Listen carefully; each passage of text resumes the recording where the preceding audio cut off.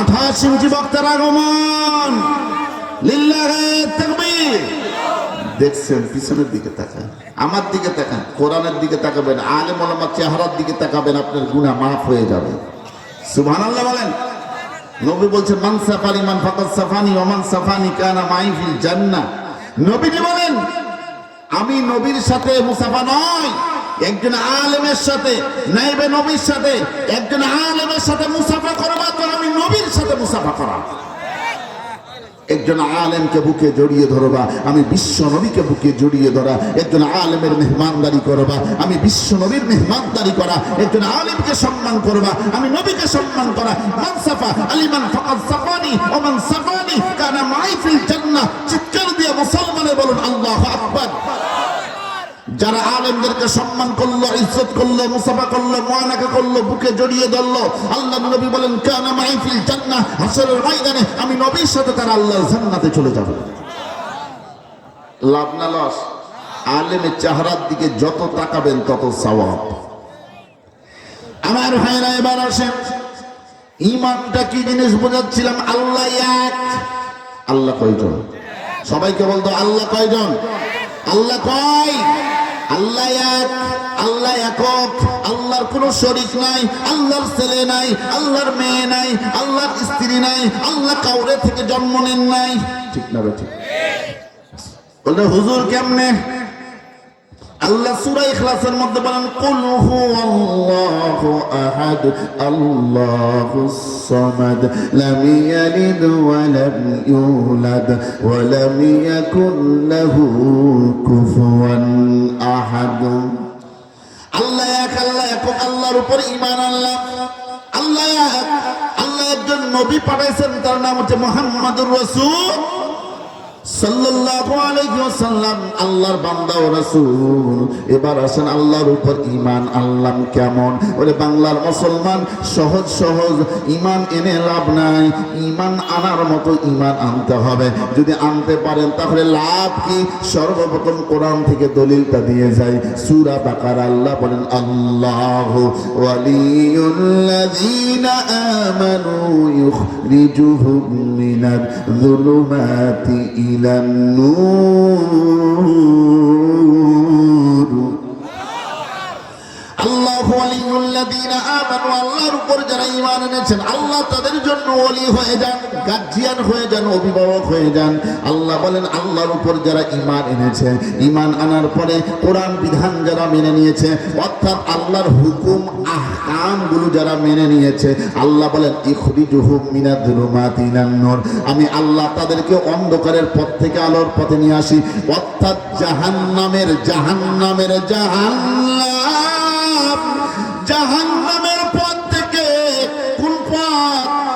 আরে ভাই কথা কন না কেন? জাহান্নামের পথ থেকে হেফাজত করে আল্লাহ তাদেরকে জান্নাতের পথে নিয়ে যায়। জান্নাতের পথে নিয়ে যাওয়া আল্লাহর জন্য ফরজ হয়ে যায়। কি হয়ে যায় ভাই? ফরজ হয়ে যায় তাদের জন্য। আল্লাহর উপর কেমন ঈমান আনলাম? এবার আসেন আমার দিকে দেখান, আল্লাহর উপর কেমন ঈমান আনলাম আপনাদেরকে বুঝাই।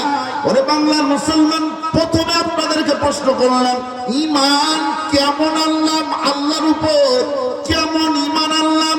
কেমন ঈমান আনলাম যে ঈমানের মাধ্যমে আমরা 24 ঘন্টার মধ্যে কতগুলো সত্য কথা বলি? একটু হিসাব নিকাশ করেন, কতগুলো মিথ্যা কথা বলি। আমার আব্বা একটা কথা বলে মাঝে মাঝে আমার কানের সামনে, যে বাবারে বর্তমান জামানায় মানুষের দিকে তাকালে, মুসলমানদের দিকে তাকালে মনে হয় ডান কাদের যে ফেরেশতা আছে সেই ফেরেশতা ঘুম পাড়ে, আর বাম কাদের ফেরেশতা গুনাহ লিখতে লিখতে তার হাতটা মনে হয় ব্যথা হয়ে যায়। এত পরিমাণ আমরা গুনাহ করি। আমাদের নেকি নাই। শুক্রবার করে ডান কাদের যেই ফেরেশতা ভালো নেকি লেখে সে একটু ঘুম ভাঙে হালকা, তাও কেমন। সর্বশেষ যখন নামাজ শুরু হয় সে সময় মসজিদের মধ্যে যায় ঢুকে, আবার নামাজ শেষ সালাম শেষ সঙ্গে সঙ্গে মসজিদ থেকে দেয় দৌড়। আপনাদের এলাকায় মনে হয় এরকম মুসলমান নাই? কম না বেশি? বেশি। জি জি জি, গোটা দেশ হয়ে গেছে। দুঃখজনক বিষয়, কেমন ঈমান আনলাম আল্লাহর উপর চিন্তা করেন, কেমন ঈমান আনলাম একটু চিন্তা করেন। সবাই মিলান, নিজেকে দিয়ে মিলান। 24 ঘন্টার মধ্যে একটা শুধু হিসাব দেন। আল্লাহ যদি কয় একটা হিসাব দে তোরে জান্নাত দিয়ে দিবে, আল্লাহকে বলতেছে আল্লাহ কি হিসাব তুমি বলো। আল্লাহ বলছে তুই জীবনে কতগুলো সত্য বলেছো আর কতগুলো মিথ্যা বলছো, একদিনের হিসাব দিতে পারবো আমরা? কি আজীব, কি অবস্থা আমাদের, কেমন ঈমান আনলাম। বাংলার মুসলমান আপনাদেরকে বলতে, আপনার সামনে যদি কামান নিয়ে যদি দাঁড়িয়ে যায় আর যদি বলা হয় ও মুসলমান তোমার নাম কি, আপনার উত্তরটা দিলেন সুন্দর করে, আমার নাম আব্দুর রহমান, আমার নাম আব্দুল জব্বার, আমার নাম আব্দুল সত্তার, আমার নাম কলিমউদ্দিন সলিমউদ্দিন।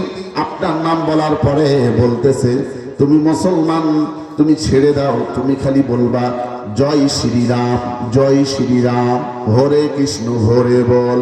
তুমি যদি বলো তোমারে ছেড়ে দিব, তোমারে আঘাত করব না, তোমারে আমি আক্রমণ করব না, তোমারে মেরে ফেলে দিব না।